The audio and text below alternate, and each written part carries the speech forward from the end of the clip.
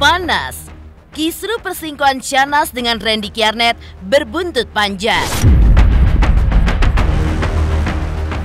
Ya, pengacara kondang Farah Tabas serukan boikot kepada Syahnaz di tanah kelahirannya Bandung, Jawa Barat.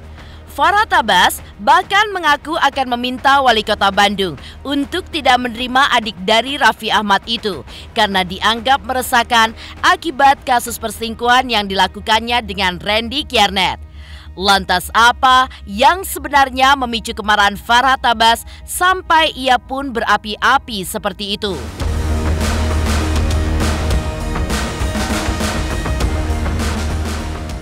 Ya, dalam kasus perselingkuhan yang menyeret nama Syahnaz dan Randy, menarik untuk membahas video klarifikasi yang dibuat Syahnaz dan JJ yang diunggah beberapa waktu lalu.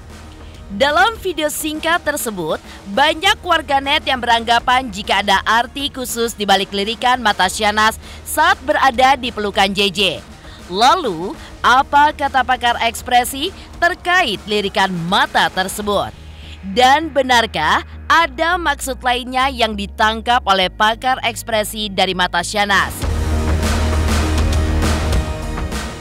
Selain Farah Tabas, Komnas Perlindungan Anak dan Komnas Perempuan, kasus dugaan perselingkuhan Syahnaz membuat pemuka agama pun angkat bicara. Lantas, apa kata pemuka agama ketika menyikapi pemberian maaf yang dilakukan oleh JJ? Benarkah hal tersebut sudah sesuai dengan syariat Islam? Pemirsa, bersama Intens Investigasi, kami hadirkan kabar terkini, terpercaya, dan teraktual. Tetapi sebelumnya, jangan lupa untuk like, subscribe, dan juga share channel YouTube ini.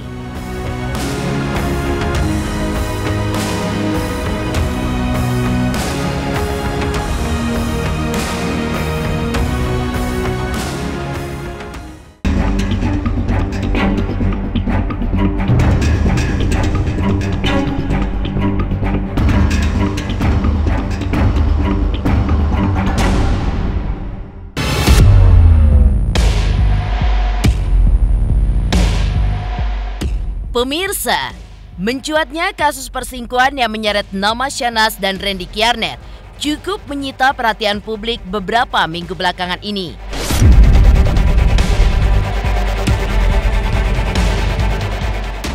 Ya, kasus yang menyeret nama Lady Nayawan, istri Randy ini rupanya juga menarik perhatian pengacara kondang Farah Tabas. Setelah mengancam akan melakukan boikot kepada Syahnaz terkait tindakan perselingkuhannya bersama Randy, kini Farah Tabas pun kembali turun tangan dengan berencana untuk memboikot adik Raffi Ahmad itu di tanah kelahirannya, Bandung, Jawa Barat. Tak tanggung-tanggung, Farah Tabas bahkan mengaku akan meminta bantuan wali kota Bandung untuk tidak menerima Syahnaz karena dianggap tidak mencerminkan sikap seorang warga Kota Kembang dan tentunya meresahkan warga akibat tindakan yang dilakukannya. Di sini saya mau menyampaikan permohonan maaf saya untuk keluarga saya, terutama istri dan anak-anak saya. Dan untuk rekan-rekan kerja saya, sahabat-sahabat saya, dan khalayak publik atas kegaduhan pemberitaan yang ada beberapa hari ini. Saya meminta maaf dan saya berfokus untuk sekarang kepada keluarga saya, kebaikan internal keluarga saya. Menyesal, pasti banget. Menyesal banget dengan apa yang udah terjadi semuanya. Kita akan meminta kepada Wali Kota Bandung untuk memboikot atau menolak atau kalau perlu dideportasi aja dari Bandung. Tidak usah lagi menjadi warga Bandung. Bentuk KTP, seandainya KTP-nya orang Bandung udah pernah KTP Jakarta, ingin kembali ke Bandung untuk ditolak dulu. Ya, Sikap tegas yang dilakukan Farhad dalam menghalau kasus perselingkuhan yang menyeret nama Syahnaz dan Randy sepertinya dianggap sebagai hal wajar. Karena menurutnya hal ini akan berakibat fatal, terutama kepada generasi muda yang nantinya akan menormalisasikan kasus seperti ini. Dalam hal ini, Farhad pun juga meminta bantuan kepada pihak kepolisian agar dapat menindak tegas para pelaku perselingkuhan yang terjadi di masyarakat, terutama para selebriti yang dapat dijadikan contoh oleh masyarakat. Oleh karena itu, kita meminta kepada pihak kepolisian untuk melakukan satu yang katanya sweeping cyber, yang dimana inilah contoh sweeping yang harus mereka klarifikasi. Di awal kita menganggap bahwa perselingkuhan ini bukan budaya Indonesia, yang dimana agak unik gitu. Awalnya kami mendesak kepada suami daripada pelaku dan istri daripada pelaku untuk melakukan laporan pidana, atau kalau perlu ditinggalkan. Dari dua artis tersebut ada satu orang artis yang menggugat cerai, ya kita apresiasi mereka bahwa ini merupakan tindakan terbaik, bukan menyelamatkan keluarga rumah tangga, tapi juga turut membantu agar perilaku seperti itu tinggalkan saja. Ya kita minta sebenarnya artis-artis ini diboikot, tidak usah ditampilkan lagi karena mereka melakukan satu perbuatan atau membiarkan penceritaan buruk dirinya tanpa ada klarifikasi. Kami sebagai LSM sedang mengumpulkan bukti-bukti yang jelas apakah itu betul-betul perlakuan mereka atau mereka hanya sekedar, atau mungkin juga mereka yang buat-buat seperti itu. Tidak ada kaitannya, seandainya suami memaafkan itu nggak ada kaitannya. Urusan mereka dengan mereka itu ketika kawin dan mereka maunya istrinya dipakai atau dijual atau selingkuh, urusan memaafkan itu urusan pribadi dia. Tapi bagi kami masyarakat yang peduli tentang kegiatan amoral yang merusak bangsa ini, kita merasa itu harus mereka menempuh jalur hukum sesuai peraturan perundang-undangan. Sementara itu, seruan boikot dan pengusiran yang diserukan Farhad rupanya juga didukung penuh oleh Komnas Perlindungan Anak dan Komnas Perempuan yang sebelumnya telah menyerukan pernyataan serupa terkait dengan kasus perselingkuhan Syahnaz dan Randy. Lantas, seperti apa seruan pemboikotan yang dilakukan oleh Komnas Perempuan dan Komnas Perlindungan Anak karena takut berdampak kepada generasi muda, khususnya anak-anak yang bisa menjadi korban dalam permasalahan ini?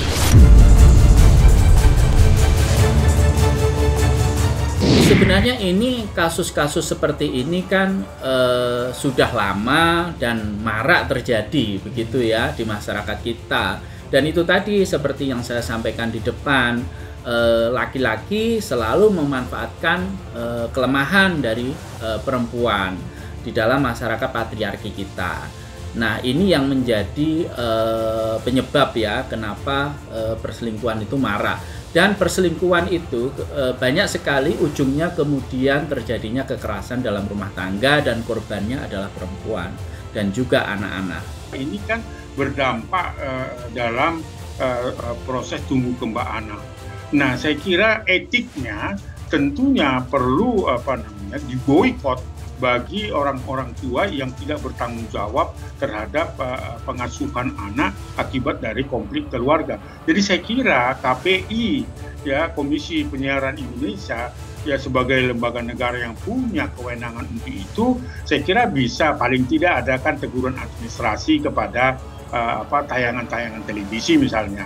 Perlu saya sampaikan bahwa tugas KPI itu tidak dalam rangka untuk memboikot artis A, artis B, artis C dan seterusnya gitu kan. Sepenuhnya ini adalah kewenangan dari lembaga penyiaran televisi dan maupun radio untuk untuk meng-hire atau mengkontrak dari artis tersebut. Jadi tugas KPI tidak dalam rangka untuk memboikot artis ataupun aktor aktris A, B, C, D, F, G, enggak. Tapi sekali lagi untuk tugasnya KPI adalah mengawasi isi siarannya, program siaran yang ditayangkan oleh lembaga penyiaran tersebut. Jadi kalau menayangkan infotainment yang sifatnya itu adalah dalam tanda kutip perselingkuhan ataupun perceraian dan lain sebagainya, tetap mengikuti rule-rule yang ada, mengikuti aturan-aturan P3SPS Undang-Undang Penyiaran kita gitu. P3SPS kita saya kira juga sudah sangat familiar sekali untuk lembaga penyiaran ya gitu kan. Termasuk tadi saya sudah mengatakan bahwa juga tidak memperburuk objek yang disiarkan, kemudian tidak mendorong berbagai pihak untuk ikut terlibat dalam konflik tersebut. Yang paling penting adalah tidak melibatkan anak-anak. Sementara itu, banyak warganet pun juga beranggapan ada arti khusus di balik lirikan mata Syahnaz saat berada di pelukan JJ pada video klarifikasi. Lantas, apa kata pakar ekspresi terkait lirikan mata Syahnaz saat berada di pelukan sang suami? Pemirsa Intens Investigasi, jangan lupa untuk like, subscribe, dan juga share channel YouTube ini. Halo semuanya, nama gue Teguh Rasya. Jangan lupa untuk nonton Intens Investigasi di YouTube sehari 3 kali. Pokoknya langsung aja like, subscribe, komen, semuanya deh pastinya.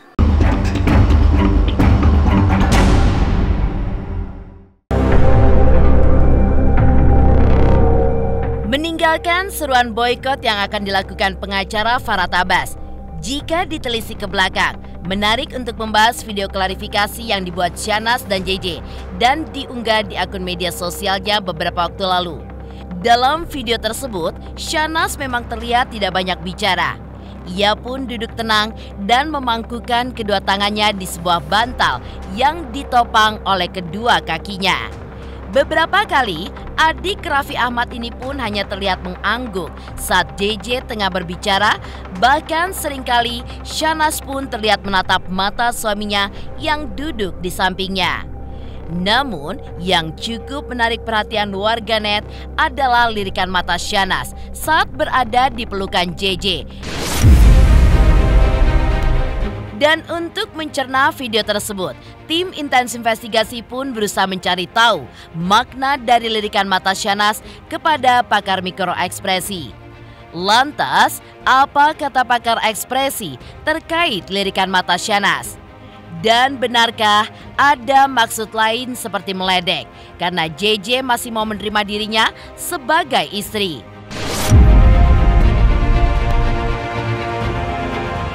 Ini kan posisi tangannya dia memang Mas JJ pegang tangannya Syahnaz, yang satu tetap bisa ini. Kalau kita lihat pergerakannya, ya kan. Nah, di sini kan Mas JJ memang berinisiatif untuk ambil posisi itu ya. Nah, pergerakannya gini, terus kemudian narik nih.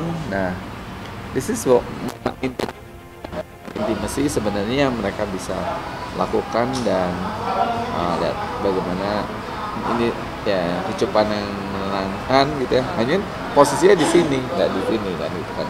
Jadi ketika ya ini mungkin titiknya mereka, terus kemudian Mbak Nanasnya kemudian mulai pegang. Nah, di sini pergerakan perubahannya tadinya dari ngecup ini, tapi terus kemudian Mas JJ ngadep lagi ke kamera gitu kan. Nah, ketika momen intimasi ini terjadi gitu kan, yang orang tahu ketika kita punya kedekatan dengan seseorang itu, maka ya fokusnya ke orang di hadapannya dia.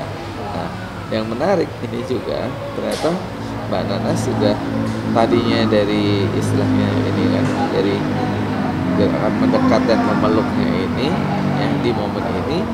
Nah, kemudian matanya natap lagi kamera.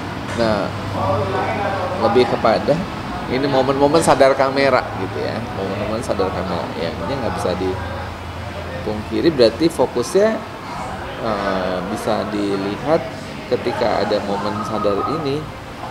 Fokusnya udah bukan di posisinya mereka lagi secara ekspresinya kan, jadi fokusnya bukan ke si yang bersangkutan, tapi lebih kepada orang yang ada di depan kameranya itu. Nah, beberapa gerakan mengusap, rubbing ini ya itu biasanya untuk orang lebih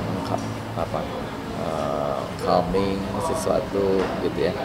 Nah, hanya kemudian di sini kalau dilihat posisinya dia bukan yang meluknya, bukan meluk yang benar-benar hard gitu ya.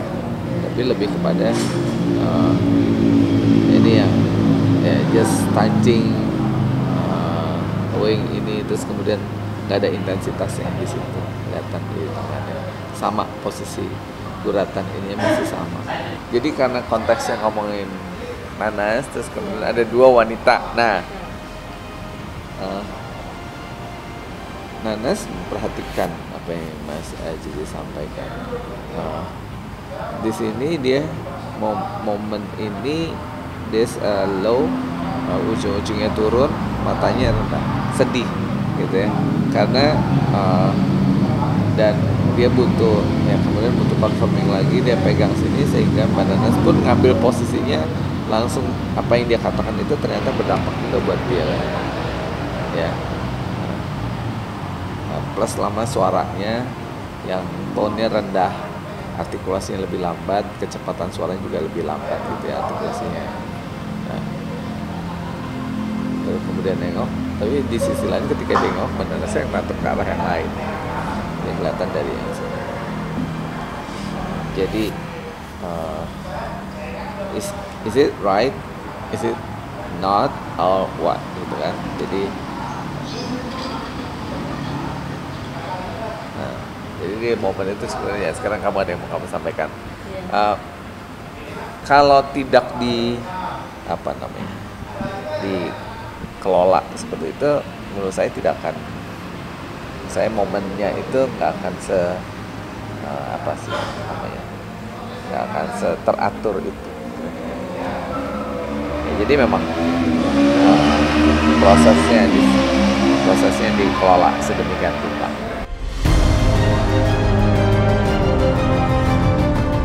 Dalam video klarifikasi tersebut, King Saipul Jamil juga memberikan pendapatnya terkait lirikan Syahnas di pelukan JJ. Ekspresinya si Nanas ini yang dia meluk si suaminya itu ya kayak begini ya ini sih sebenarnya tergantung asumsi masing-masing ya, persepsi masing-masing ya gitu. Jadi ya kita juga nggak boleh seuzon. Emang sih tampaknya nih seperti dia tuh kayak tidak ada sebuah penyesalan ya. Kalau gue nggak mau bersuuzon gitu. Kalau gue nggak terlalu memikirkan ini ya, nggak terlalu memikirkan ekspresi dia ya, gitu loh, kayak seperti gue menang nih gitu.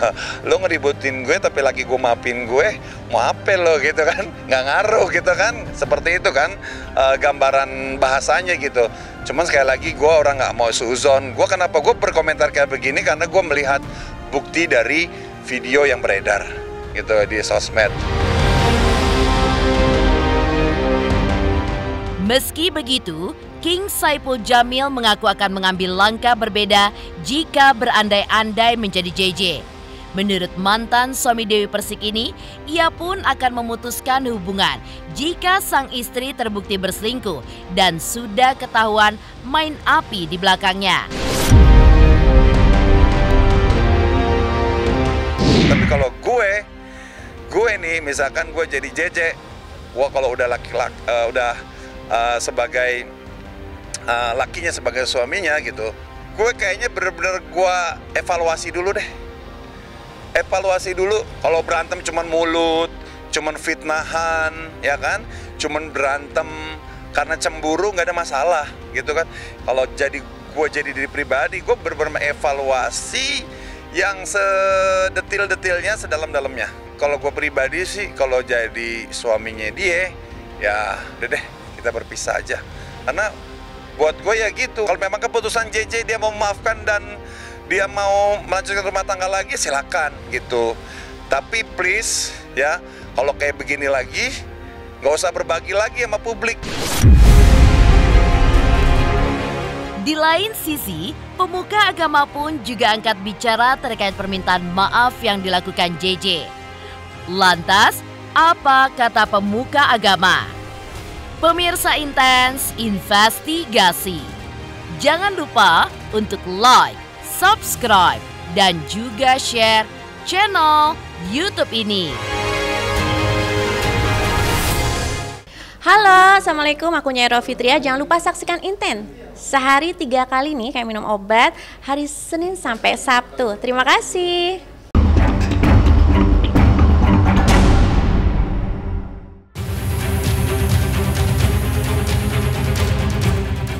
Selain Farhad Abbas, Komnas Perlindungan Anak dan Komnas Perempuan, kasus dugaan perselingkuhan Syahnaz juga membuat pemuka agama pun angkat bicara. Lantas apa kata pemuka agama ketika menyikapi permintaan maaf yang dilakukan JJ? Benarkah jika hal tersebut sudah sesuai dengan syariat Islam? Kalau bicara hukum dalam agama, bolehkah suami menceraikan istri yang berselingkuh? Boleh. Tapi boleh ini pun termasuk opsi. Yang saya bilang tadi, tergantung kepada suaminya. Kalau istri sudah selingkuh, bagaimana sikap laki-laki? Ada dua hal. Yang pertama, dia boleh menceraikan istrinya. Yang kedua, dia bisa memaafkan daripada istrinya. Tetapi ketika dia memaafkan ini, maka dia harus betul-betul dengan penuh keikhlasan dan kesiapan.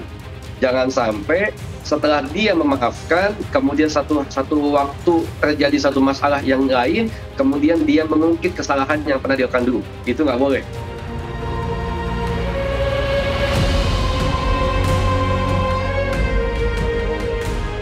Demikian pemirsa, kabar terkini, terpercaya, dan teraktual yang kami hadirkan hari ini. Saksikan terus Intens Investigasi setiap hari Senin sampai dengan Sabtu, tayang 3 kali sehari, yaitu pada siang, sore, dan juga malam, hanya di YouTube channel. Dan pastikan jangan lupa untuk like, subscribe, dan juga share channel Intens Investigasi.